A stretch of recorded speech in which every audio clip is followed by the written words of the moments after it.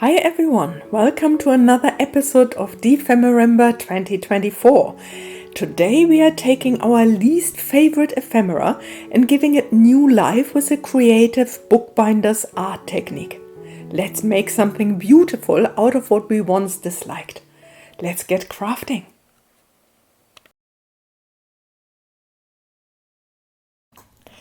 Welcome to day 7 of DEPHEMEREMBER. Welcome if you come back and have seen some of my videos before, and welcome if you are a new watcher. DEPHEMEREMBER is an annual event where in the month of December we are making ephemera Mondays to Thursdays based on prompts given to us by the hosts Luise Heinzel and Barbara from 49 Dragonfly. And here you can see this week is our least favorite ephemera and bookbinder's art as a prompt. And yes, this one here always has been an eyesore for me, even though I love the technique of the overlapping flaps, and I made a video about it, but nevertheless I never warmed really up to it, and it remained a sore spot and my least favorite ephemera in this junk journal. And so I decided this one this week will be my project to make something more beautiful out of it. Coming back to this annual event, you can find all the information down in the description if you are interested and would like to look up Barbara and Luise Heinzel and all the ideas around DEPHEMEREMBER. But for now, here carefully, I'm trying to get off the washi tape, but I think I will just fold it over and one by one get them off. Yeah. My idea is that I'm using a bookbinding technique where I'm using a little bit of fabric, like thin fabric stripes, to extend this page here, my junk journal page. I'm just measuring the size because before my little flaps, they were overlapping, and because I don't want to have them overlapping again, I need to cut them to size. And because my book pages are 21 centimeters, every one of them will be 7 centimeters long, and so I'm just using my cutter to cut them all to size. Of course you can, whenever you do things, when I'm using a cutter or so, please take whatever you use, like scissors or crafting knife or so. I find it handy if I have my cutter here next to me to just use it, because it's so easy to make a clean cut, and I'm still struggling with making straight cuts. And of course, always I love to use my Distress Oxide ink to go around the cut edges, because I like to get rid of the white and I find it gives it more a finishing touch. The fabrics I'm using are leftover fabrics from the cover I had before, and my plan is to have this next to it, and here these two shades of, or these two patterns of green and black that I had in the front. Can you see here in the cover, and the black here is the middle hole, and I still had some leftovers from that, and I thought I will just tear like a stripe from each fabric, maybe something like an inch, or maybe an inch and a half. Yeah, inch, or maybe inch and a half.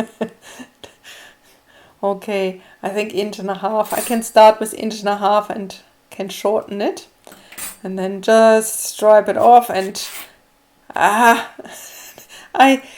so often have this. I forget that it makes a difference when you tear fabric. You need to tear with the grain, not against the grain. When you do this against the grain, it's not working. You need to rip with the grain. I so often forget this.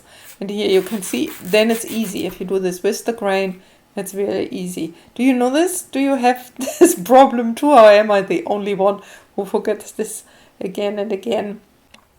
Just roughing up the edges a little bit.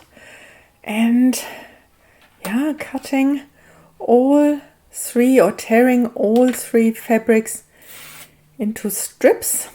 And then to see, I'm winging it a little bit. I'm making it up on as I go. Like I have these 3 flaps, and my bookbinding technique is to make the hinges for the flaps out of this fabric strips, and for that I need to I think I tear off the other side as well, because I love when both sides have these rough edges and not one is cut and the other is rough. Here I have now this rough on both sides, and so my plan is to cut this strip to the size of the flap, and then all together like 6 of them, 2 in each fabric color, so that I have on the top side and on the bottom side each time 3 of them, and that I then use my Mod Podge. First maybe I put a little bit of paper in between so that not my entire junk journal will be full of Mod Podge later.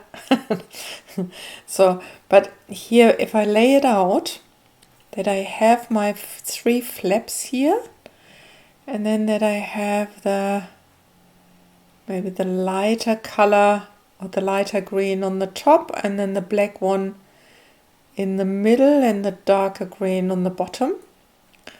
And my plan is then to, first, of course, like roughing up all the edges.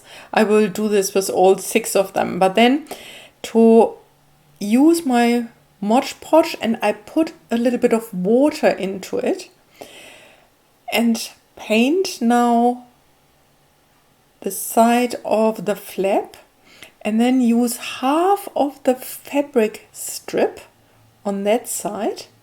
And my plan is then to have half of the fabric strip then on the other side on the book page, so that it is connected, and then to do the same on the opposite side so that it is a hinge.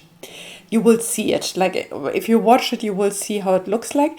And you need to make really sure, if you do this, you need to make sure that you have the Mod Podge or the glue underneath the fabric, and then on top of the fabric, like enough that it really seeps into the fabric, so that it is really binding the paper and the fabric together.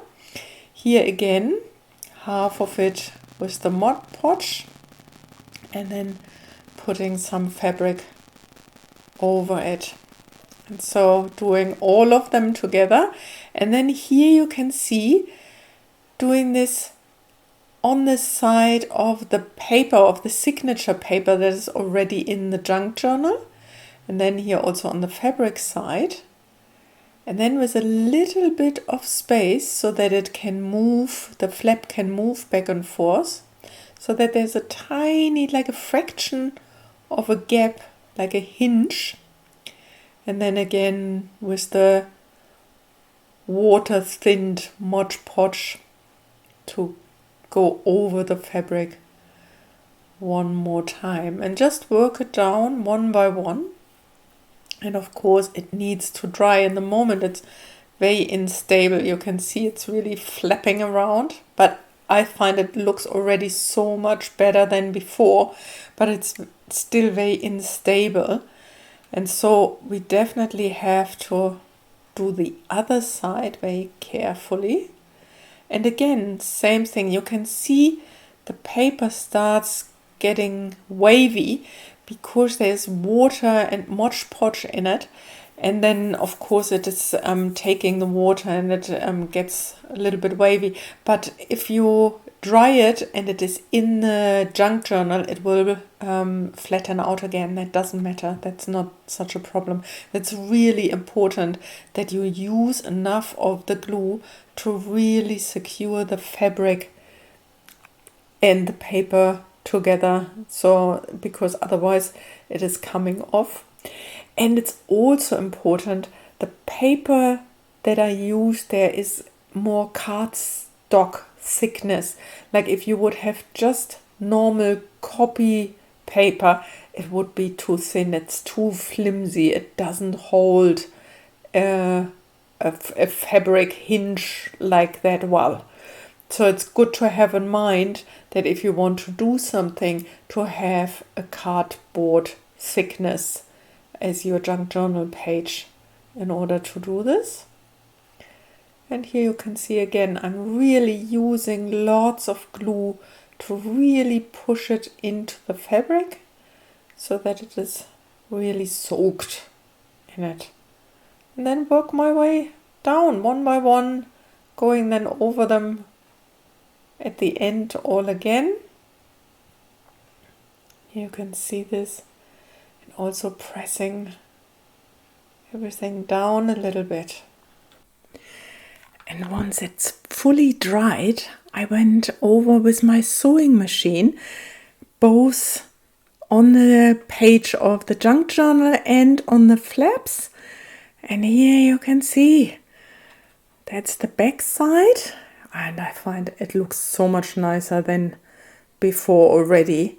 But now, of course, I have the problem of the glue marks from where the flaps have been before. But I think that's not a problem. That's easy to fix. I can just take one of my coffee dyed papers and glue it on top. That gives me lots of journaling space. And I find color-wise or tone-wise, it fits really nicely on this page. The green and the coffee dyed paper is matching the map on the left hand side nicely, and even the back side of the flaps. I think it looks really beautiful together. I'm just using my bone folder to get all the air bubbles out under the paper. I love this process of like the thin copy paper. If I glue that down with glue stick and press it down, it smoothes so nicely. I love this textured feeling, or the tactile feeling. That was what I was looking for. I love it. Yes. Oh, I think that looks nice. I think I would like to add something. I would like to add some stamping, and I'm using again, like from my stamping set, I have these little quotes, and here the quote is, "Give yourself permission." And I really like that. I think I need to give myself more often permission, and it's a good journaling prompt to give myself more permission, or my friend more permission for whatever it is in life. Often we hold back, pressing down so that it's really there. Yes, nice.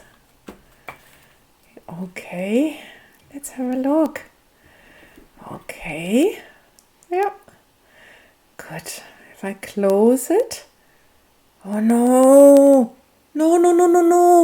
no, I can't give myself permission for that. But I can give myself permission for doing it again, because it would bother me to the max that every time I'm closing the flaps, I only have half of the quote visible. And maybe I'm precious, but it's, this I really don't like. So I give myself permission to be a little bit precious around this and just doing it again. And junk journal, yep, it is a junk journal, but I think I also need to like it. Like when I have a look at it, that it is not feeling itchy each time I look at it. And so it gives me the possibility to use my oxide ink again to go around this little snippet here. That adds a nice extra little bit to the page, like a little quote, like an extra quote. And when I just glue it on top of it, it looks as if it always should have been like that. That's what I love. If you are just wing it and make it work on the go. So because I love how it looks like now. That's, yeah, I can live with that. I can give myself permission for that. Yes, that's how I would like it. I hope you enjoyed today's episode from DEPHEMEREMBER, and if you would like to see more creators, look up #DEPHEMEREMBER and look at all the other wonderful creations. And yes, if you enjoyed today's video, please give it a thumbs up, subscribe if you would like to see more of my videos, and I wish you a wonderful day.